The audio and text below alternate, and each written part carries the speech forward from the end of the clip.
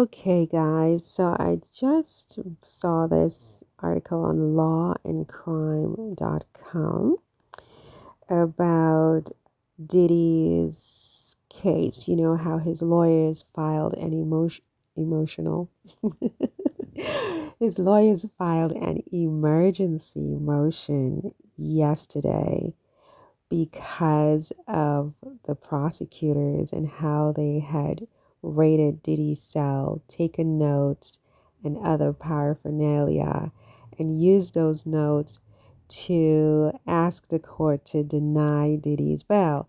And I said, oh my God, if Diddy did all the things they're saying he did, including using codes from 8 other inmates to call witnesses and pay witnesses to make social media posts in support of him and so on and so forth. If he did all those things, which to me sounded really explosive in that motion filed by the prosecutors, he's done, he's not getting bail, yada yada. Then his lawyers filed this emergency motion asking the court to consider the fact that this raid and the taking of Diddy's notes and using those notes were a violation of his Fourth Amendment right against unreasonable searches and seizures, his Fifth Amendment due process rights, and his Sixth Amendment right to a fair trial, to adequate legal representation, attorney-client privilege, and all of those different things. And lo and behold, it seems that they won. They like literally won. And this could be a turning point.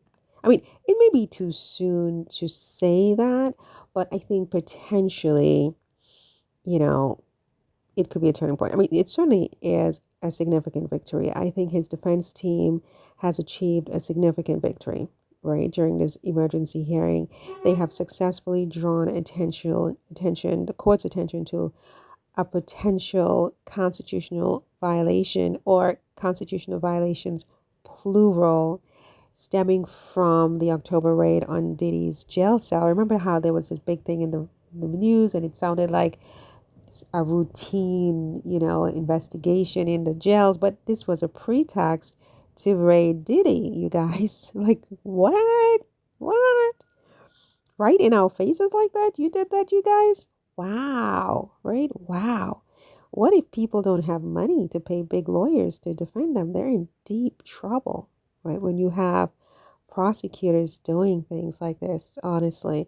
I mean, this man is no angel. He's a monster in many ways. What he did to Cassie was monstrous. And I don't think that was the first time he beat his girlfriend. And I don't think Cassie is the first woman he beat. And for me, this is indefensible.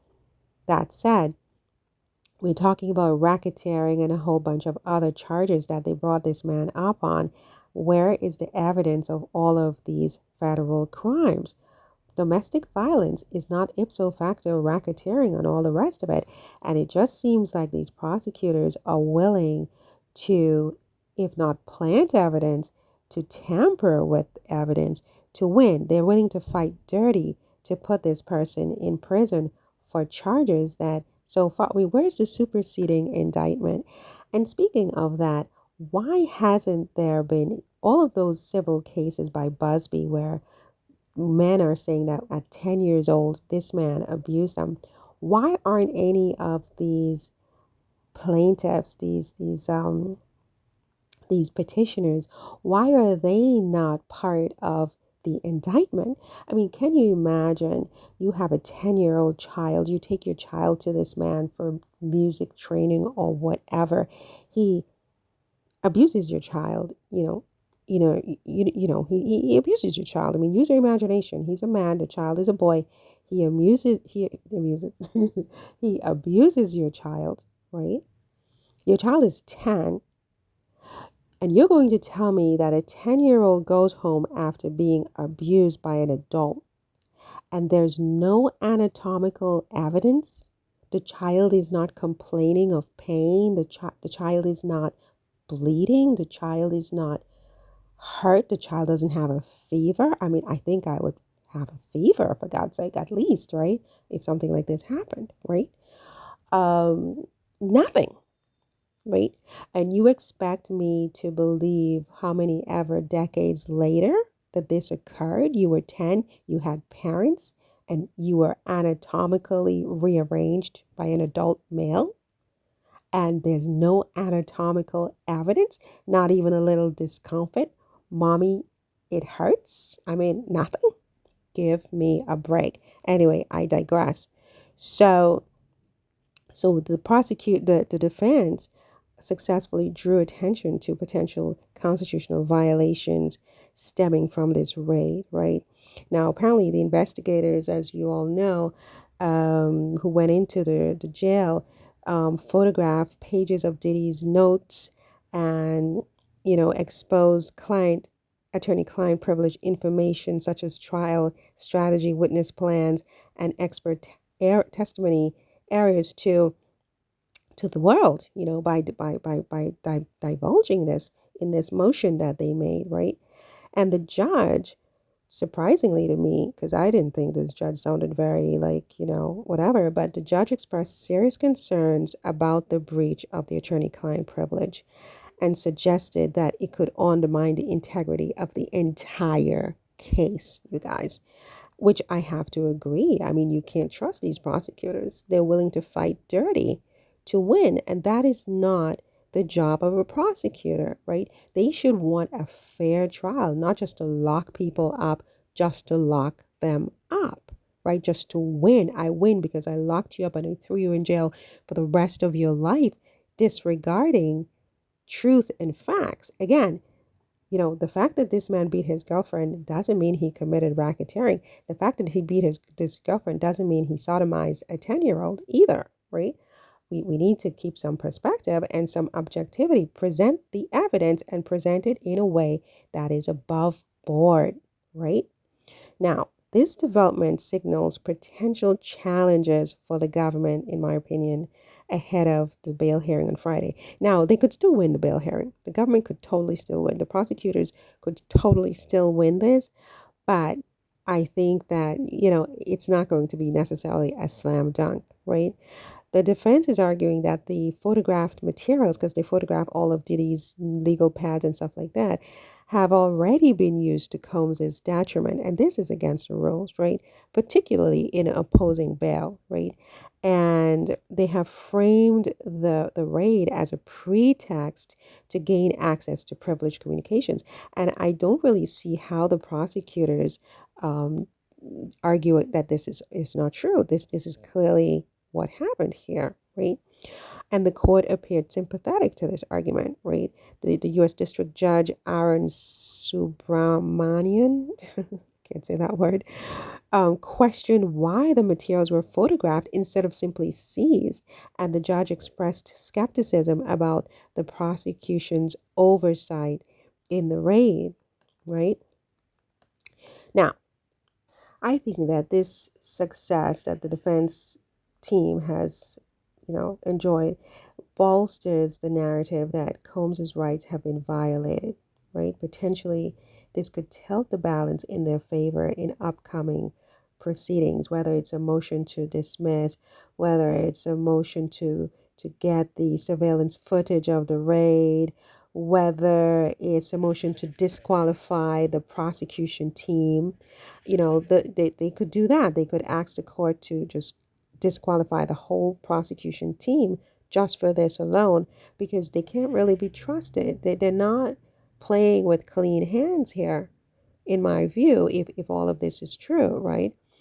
And, so the defense's motion to secure surveillance footage, if they made such a motion, surveillance footage of the raid, and the potential to move to dismiss the indictment in totality would be very, very aggressive. It would be a very, very aggressive, but it looks like this team is aggressive, and I don't think they have a choice. They have to be aggressive with this case. Otherwise, they're going to lose, right? Because the tape of him beating Cassie is so damning, so explosive, that if they are not strategically aggressive, like not just aggressive for the sake of being aggressive, but smartly aggressive, they're going to lose, right?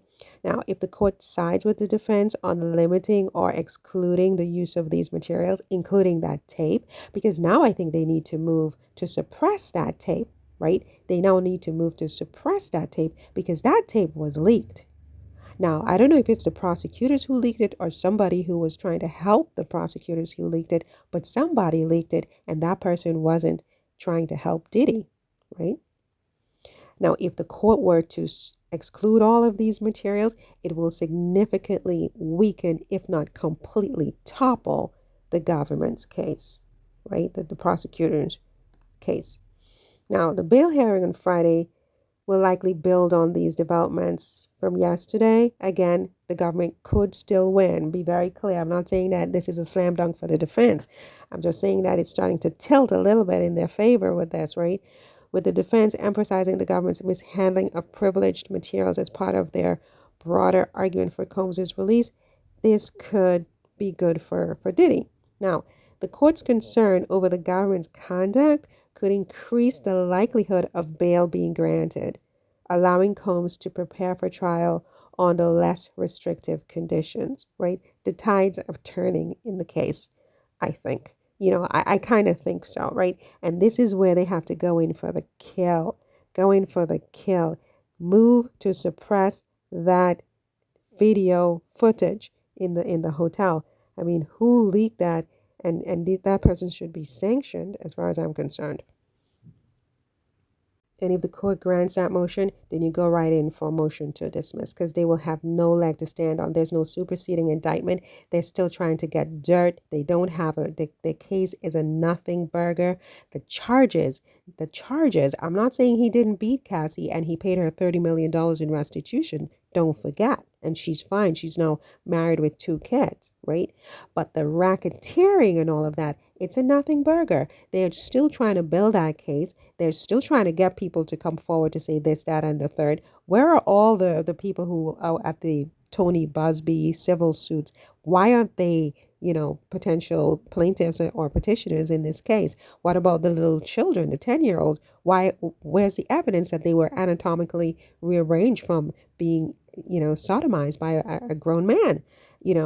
Bring this evidence, right? And bring evidence of the conspiracy. A racketeering conspiracy means that there's more than one person. Where are the co-defendants?